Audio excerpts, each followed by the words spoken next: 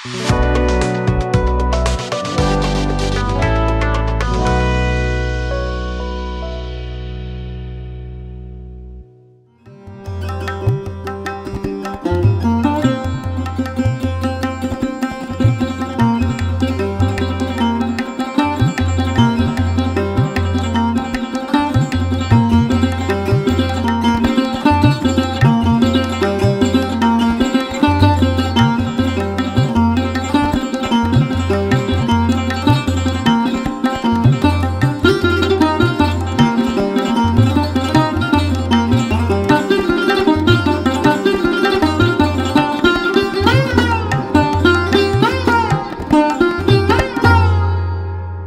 जीशु ख्रीष्ट अति बहुमूल्य नाम संपर्क इंडिया द्वारा प्रस्तुत कार्यक्रम नुआ सकाल आशार आज अध्याय मुझे स्वागत जनाए।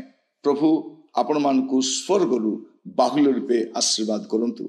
आज जो प्रसंग रे आमे वाक्य ध्यान करिबा, आलोच्य प्रसंग होछि गर्वरु खर्ब जाए। गर्वरु खर्ब जाए, तार गर्व जब बढ़ी जाए तार परिणति कौन हुए जड़े लोक विषय में देखिए। आज मंत्री माने, धनी लोक माने, व्यवसायी माने, जने बड़ बड़ चाकरी करती, उच्च पदर रही से गर्व एते जे से कहले न सरे।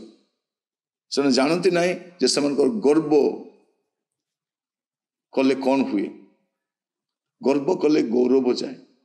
गर्व कले कौन हुए ता आज अल्प समय देखा जड़े व्यक्ति विषय, जड़े मनीष प्रति कौन है ता विषय देखा। दानिएल तार 5 अध्याय 20 एवं 21 पद। मात्र तार अंतकरण गर्वित हुए। कौन है तार अंतकरण गर्वित हुए, तार आत्मा कठिन होई। अंतकरण गर्वित हेले कौन हुए, तार आत्मा कठिन हो जाए। आउ किछि तार आत्मा तार काम करे। आत्मा कठिन हो जाए, अहंकार पूर्वक व्यवहार करते। से कौन करिवो, जहा करिवो अहंकार रे आकाश करिवो।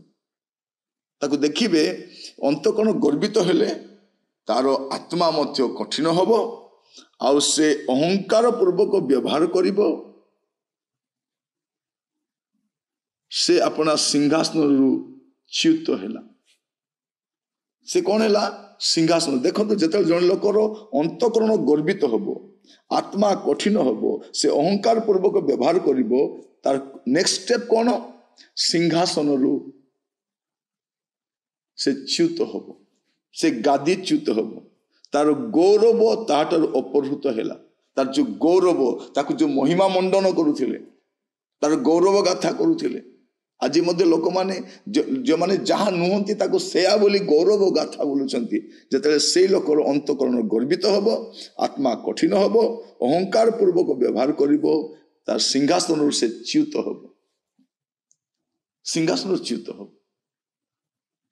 आज समय लोके भावुचंती मोर सिंहासन मते किए हटाइबो, मोर गादी मते किए हटाइबो, मोर अधिकार मते किए हटाइबो। लेखा होती से सिंहासन च्युत हेला, तार गौरव ताहाटर अपहृत हेला। सेतिकी नुहे, पुणी से मनुष्य संतानगण मध्य दूरीकृत हेला। माने से मनुष्य मान ठारू आखि भी मिसाई पारबो नै, से दूरीकृत हेला। तार अंतकरण पशुर तुल्य। देखंतु मनुष्य किंतु अंतकरण कौन हेला, गर्वित हेला, कठिन हेला, अहंकार पूर्वक व्यवहार करिबारु एबे तार अंतकरण पशुर तुल्य हेला। वन्य गर्दभ सहित तार बसती हेला। से कोठी बास करिवो, गध मान सहित बसती हेला। से बलद परी तृण भोजन कला और ताहार शरीर आकाशर काकर रे तिंतिला। माने भावी देखंतु गर्वर खर्ब जाए तार एतिकी हेब। प्रथम कौन हबो, अंतकरण गर्वित जदि हेला, आत्मा कठिन हबो, से अहंकार पूर्वक व्यवहार करिवो, तापर सिंहासन च्युत हेबो। तापरे तार गौरव मध्य चली जीवो। एबे जो गौरव देखा जाउछि नै, ए गर्वी लोक मानकर गौरव आपण इतिहास जदि जानि छथि देखंतु को राजार गौरव रहिछि, को राजार गौरव रहिछि। जो इंग्रेज माने हम देश को शासन कले, ତାଙ୍କର ଭାଇସରୟ ମାନେ ଯୋଉଟା ପିନ୍ଧୁଥିଲେ ଆଜିର ସମୟରେ ଆମର ବେଣ୍ଡ ବାଜା ବାଲା ପିନ୍ଧି ବୁଲୁଛନ୍ତି ସେଇଟା। ସେମାନଙ୍କ ଡ୍ରେସକୁ ଦେଖିବେ ସେଇ ଡ୍ରେସ ଆଉ ଏଇ ବେଣ୍ଡ ବାଜା ଡ୍ରେସ ଏକା ଭଳିଆ। ଯେଉଁମାନେ କହୁଥିଲେ ଆମର କଣ ହବ ନା ସୂର୍ଯ୍ୟ ଅସ୍ତ ହବ ନାହିଁ, ସେମାନେ ଅସ୍ତ ହେଇଗଲେ, ରାଜତ୍ୱ ଖତମ ହେଇଗଲେ। କେଡ଼େ ବଡ଼ ବଡ଼ ରାଜା ମାନେ ଚାଲିଗଲେ, ତାଙ୍କର ସାମ୍ରାଜ୍ୟ ଖତମ ହେଇଗଲା। ଇତିହାସ ସେଥିପାଇଁ ପଢିବା ଦରକାର। ଗର୍ବୀ ଲୋକମାନେ ଇତିହାସ ପଢିବା ଦରକାର। ସେମାନେ ଆଜି ଧନକୁ ନେଇ, ତାଙ୍କର ଆଧିପତ୍ୟକୁ ନେଇ, ତାଙ୍କର କର୍ତ୍ତାପଡ଼କୁ ନେଇ, ତାଙ୍କର ପାୱାରକୁ ନେଇ ଯୋଉ ଗର୍ବ କରୁଛନ୍ତି, ଏ ଗର୍ବର ଶେଷ ଖର୍ବରେ ହୁଏ। ତେଣୁ ଆଜିର ପ୍ରସଙ୍ଗ ହଉଛି ଗର୍ବରୁ ଖର୍ବ ଯାଏ। ଆପଣ ଦେଖିବେ, ଆପଣ ଦେଖିଛନ୍ତି, ଆପଣ ଦେଖିବେ ଆଉ ଦେଖୁଥିବେ ମଧ୍ୟ। ଯେକୌଣସି ବ୍ୟକ୍ତି ଗର୍ବ ହୁଏ ତାର ଏଇଟା ହୁଏ। ତାପରେ କଣ ହୁଏ?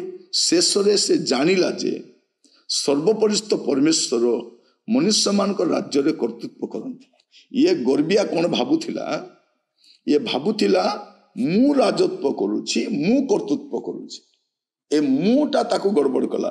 ମୁଁ, ତେଣୁ ସେ ତାର ଅନ୍ତଃକରଣ ଗର୍ବିତ ହେଲା, ତାର ଆତ୍ମା କଠିନ ହେଲା, ଲୋକର ଦୁଃଖ ବୁଝିଲା ନାହିଁ, ଲୋକର କଷ୍ଟ ବୁଝିଲା ନାହିଁ, ତାର ଆତ୍ମା କଠିନ ହେଲା, ଅନ୍ତଃକରଣ ତାର ଅହଙ୍କାରରେ ଫୁଲି ଉଠିଲା, ଗାଦିଚ୍ୟୁତ ହେଲା, ଗୌରବ ଚାଲିଗଲା, ତାପରେ ସେ ଦୂରୀକୃତ ହେଲା, ଗଧମାଂସ ବାସ କଲା।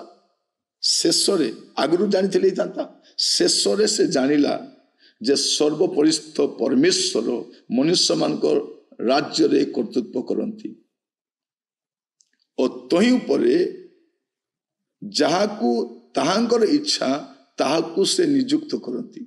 ୟାକୁ ବି ନିଯୁକ୍ତ କରିଥିଲେ, ଏଇ ରାଜାକୁ ବି ନିଯୁକ୍ତ କରିଥିଲେ। କିନ୍ତୁ ଏ ରାଜା ଭାବିଲା କଣ?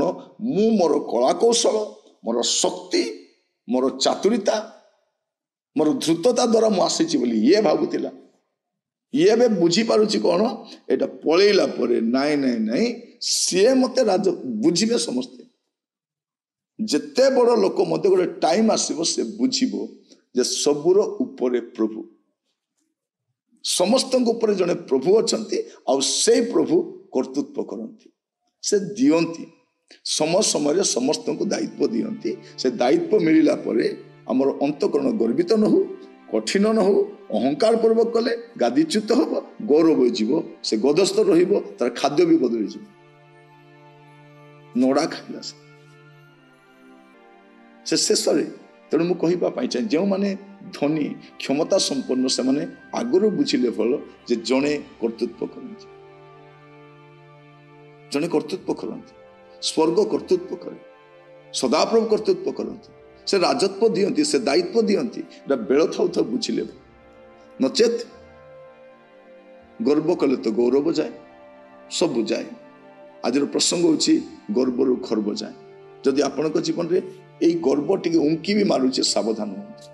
ଯଦି କୌଣସି ପଦପଦବୀରେ ଅଛନ୍ତି, କୌଣସି ଦାୟିତ୍ୱରେ ଅଛନ୍ତି, କୌଣସି ରେସ୍ପନ୍ସିବିଲିଟି ଆପଣଙ୍କୁ ଦିଆଯାଇଛି, ଆଜି ଟଙ୍କା ପଇସା ଅଛି, ଗାଡ଼ି ଅଛି, ଆଧିପତ୍ୟ ଅଛି, ଭାବନ୍ତୁ ନାହିଁ ରହିବ ବୋଲି, ସବୁ ଚାଲିଯିବ।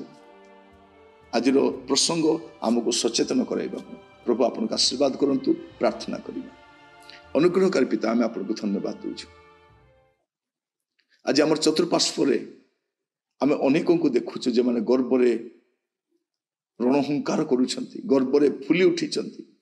ସେମାନଙ୍କ ଚିତ୍ତ ପ୍ରଭୁ ଗର୍ବରେ ଫୁଲି ଉଠିଛି, ଆତ୍ମା କଠିନ ହେଇଯାଇଛି, ଅହଙ୍କାର ପୂର୍ବକ ବ୍ୟବହାର କରୁଛନ୍ତି, ତାଙ୍କର ବ୍ୟବହାର ଅହଙ୍କାରରେ ପରିପୂର୍ଣ୍ଣ। ଜାଣନ୍ତି ନାହିଁ ଗାଦିଚ୍ୟୁତ ହେବାର ସମୟ ଆସିଗଲା, ସିଂହାସନରୁ ବହିଷ୍କୃତ ହେବାର ସମୟ ଆସିଗଲା। କାରଣ ସ୍ୱର୍ଗର ପରମେଶ୍ୱର ଯିଏ ଆପଣ ଅଟନ୍ତି, ଆପଣ କର୍ତ୍ତୃତ୍ୱ କରନ୍ତି। ଆପଣଙ୍କ ନାମର ଜୟଗାନ ହଉ। ପ୍ରାର୍ଥନା ଶୁଣିଥିବାରୁ ଧନ୍ୟବାଦ ପ୍ରଭୁ। ଯଦି ଆମ ଜୀବନରେ ଏ ପ୍ରକାର ଗୌରବର କୌଣସି ବିଷୟ ପ୍ରଭୁ ଉଙ୍କି ମାରୁଛି, ତାକୁ ଛାଡ଼ିବା ପାଇଁ ଆମମାନଙ୍କୁ ସାହାଯ୍ୟ କରୁ। ପ୍ରତ୍ୟେକଙ୍କୁ ଦୟା କରନ୍ତୁ, ଯୀଶୁଙ୍କ ପ୍ରିୟ ନାମରେ ମାଗିଲୁ, ଆମେନ୍। ପ୍ରଭୁ ଆପଣମାନଙ୍କୁ ପ୍ରତ୍ୟେକଙ୍କୁ ଆଶୀର୍ବାଦ କରନ୍ତୁ। ଆଜିର ଅଧ୍ୟାୟରେ ଜଡ଼ିତ ହେଇଥିବାରୁ ଧନ୍ୟବାଦ।